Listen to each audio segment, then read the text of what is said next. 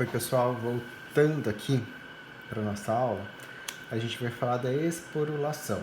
Esporulação, que é esse desenho aqui, esporulação, a gente vai pensar em esporos, tá? O nome já dá um spoiler do que é esporulação. Ela vai acontecer em alguns protozoários, algumas bactérias, plantas e alguns fungos. Eu desenhei aqui um cogumelo, tá? Então, o cogumelo, ele se reproduz por esporos, que são células de resistência, tá? Olha aqui o nome, esporos. Esses esporos são células de resistência que são estruturas que naturalmente são cultivadas como parte do ciclo de vida desse organismo. Então, tem vários esporos aqui nesse corpo, nesse cogumelo, né? Então, se bater um vento, né, ventou bastante aqui na região, nessa região onde esse cogumelo está enraizado, o que vai acontecer? Esses esporos vão se soltar. Ó, bateu uma ventania aqui, né? O vento está apontando para cá. Então, esses esporos vão se soltar e vão cair no substrato. O que vai acontecer? Novos cogumelos vão nascer.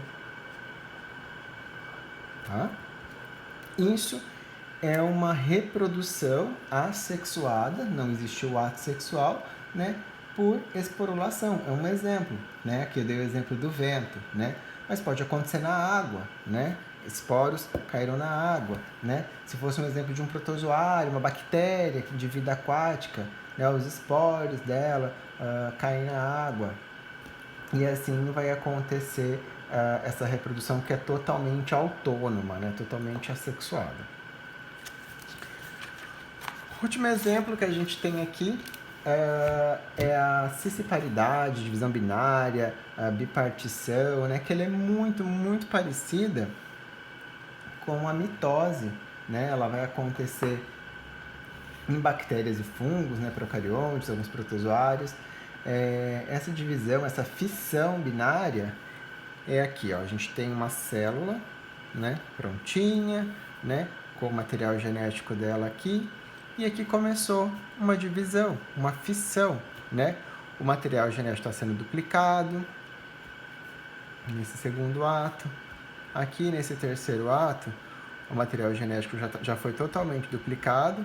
Existe uma ligação aqui dessa carioteca que está começando a se separar também, né?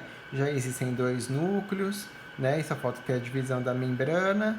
E aqui já acontece no ato 5. São totalmente distintos. A gente tem dois indivíduos aqui no ato 5, né? O A e o B. Isso é muito parecido com a mitose, né? Sem ato sexual, então é uma reprodução assexuada também. Pessoal, eu falei ali atrás, vou voltar aqui, que a apostila não mencionava, deixa eu ver o foco aqui como é que tá, que a apostila não mencionava gemulação, tá? Gemulação também, pessoal, é um tipo de reprodução assexuada, tá? Que acontece principalmente em esponjas, só que de água doce. Então, o que acontece na gemulação, né? A gente tem uma esponja de água doce, né? E de repente essa região onde essa esponja vive entrou em seca, né? Esse rio secou, tá?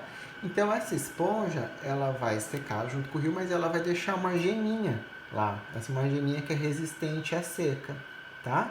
Então quando passar esse período de seca, esse rio voltar a encher, voltar em época de cheia, essa geminha vai estar lá, ela vai eclodir e outra esponja de água doce vai nascer ali, né? Então ela vai se regenerar, ela vai voltar, essa gema é resistente, né? Resistente ao calor, então ela vai ficar aguardando o período de cheia para ela novamente se desenvolver. Tá bom, pessoal? Então, mesmo a gemulação não ter sido mencionada, queria que vocês soubessem, porque vai que cai no vestibular de vocês, né? Bom, então agora a gente já sabe o que é uma reprodução assexuada, a gente já sabe o que é uma reprodução sexuada, conhece as vantagens de cada uma delas.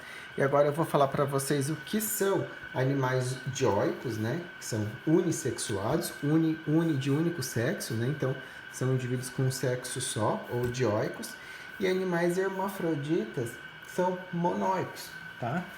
Os indivíduos unissexuados de um único sexo só dioicos são organismos que dentro do grupo dele existem organismos machos, indivíduos fêmeas, coloquei o símbolo fêmeas primeiros, e indivíduos machos. Então toda essa população aqui são da mesma espécie, né? Mas nessa mesma espécie tem que ter indivíduos machos e indivíduos fêmeas. Esses indivíduos machos, eles são formados por testículos, né? Os machos sempre possuem testículos. E os indivíduos fêmeas apresentam sempre ovário. Gente, eu inverti aqui, meu Deus, coloquei que o macho tem ovário, que a fêmea tem testículo. Tá maluco, professor? Então, o indivíduo macho tem testículo e o indivíduo fêmea possui ovário, tá? E os hermafroditas... tô aproveitando e falando aqui dos indivíduos, dos unissexuais e dioicos, a gente já pode aproveitar e falar da fecundação, né? Porque a fecundação, a fertilização, né? Que um macho mais fêmea é igual a fecundação. Fecundação que a gente pode também chamar de fertilização. Que é um processo quando tem a fusão do espermatozoide, né, que a característica é o gameta masculino, né, e o óvulo, que é o gameta feminino. Então, teve a fusão do gameta masculino com o gameta feminino, a gente vai ter origem a um zigoto, a uma célula ovo. Tá? A fecundação, pessoal, ela pode acontecer de duas formas, depende da espécie. Né? Existe a fecundação externa e existe a fecundação, também apertadinho aqui, interna. Qual que é a diferença da fecundação externa e qual que é a diferença da fecundação interna? Pessoal, a fecundação externa, a gente pode dar alguns exemplos de alguns animais aquáticos, tá? Então, alguns animais da mesma espécie, que tem indivíduos machos, que tem indivíduos fêmeas, estão em época de acasalamento, estão em época de cópula, né? Então, eles não fazem a fecundação interna, né? Mas eles fazem a externa. Como que a externa vai acontecer? Indivíduos machos e fêmeas ficam próximos do outro, tá? E os indivíduos machos expulsam os seus espermatozoides, que são os seus gametas masculinos, e as fêmeas expulsam os seus gametas femininos, tá? Então, na água, vai ter os gametas masculinos e gametas femininos, esses gametas se unem e vão formar um zigoto, tá? Então, não houve uma penetração, não houve uma cópula, né? Existem gametas masculinos e gametas femininos, né, na água, mas não houve introdução desses gametas masculinos no corpo da fêmea, tá? Então aqui a gente tem um gameta, aqui a gente tem um óvulo, mas isso tudo vai ficar na água, tá? Então eles vão se unir e isso vai dar origem a um ovo, a um zigoto, tá? Então, a fecundação externa em animais unissexuados não tem essa cópula, não tem essa introdução do gameta masculino no corpo da fêmea. Isso acontece tudo externamente. E a interna é exatamente o contrário. O que acontece na grande maioria dos organismos requer a prática do ato sexual, tá? Então, o ato sexual ele é exclusivo de animais unissexuados ou dioicos com um tipo de fecundação interna, que tem que ter a cópula, né? Onde o macho vai estar introduzindo o espermatozoide, né? No corpo da fêmea. O que tem dentro do corpo da fêmea? Tem o óvulo, né? Lá dentro desse óvulo vai ter a fecundação aqui. Esse espermatozoide, né? Tá tentando entrar aqui dentro desse óvulo. Ele entrou, aí ocorre a fecundação. A fecundação vai dar origem a um ovo, um zigoto. Certo, pessoal? Para a gente concluir essa aula, eu só queria falar para vocês que a evolução de um ovo, né, ela vai depender muito do local onde esse ovo ele vai ser desenvolvido, tá? Esse desenvolvimento ele pode ser direto ou indireto. Então, a gente tem 3 tipos de fêmeas que guardam seus ovos, que são as fêmeas ovíparas, as fêmeas ovovíparas e as fêmeas vivíparas. Tá bom, pessoal? Pessoal, a minha bateria tá dando bastante problema aqui, Meu celular está dando bastante problema na gravação.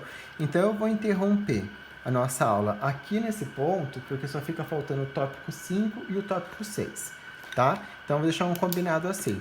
Vocês estudem e respondam o questionário da apostila com base no vídeo anterior que eu vou mandar para vocês e até esse ponto aqui de evolução do ovo. E amanhã de manhã na nossa aula, quando ela começar, a gente tira as dúvidas e a gente termina de responder a apostila. Tá bom, pessoal? Muito obrigado e até amanhã de manhã.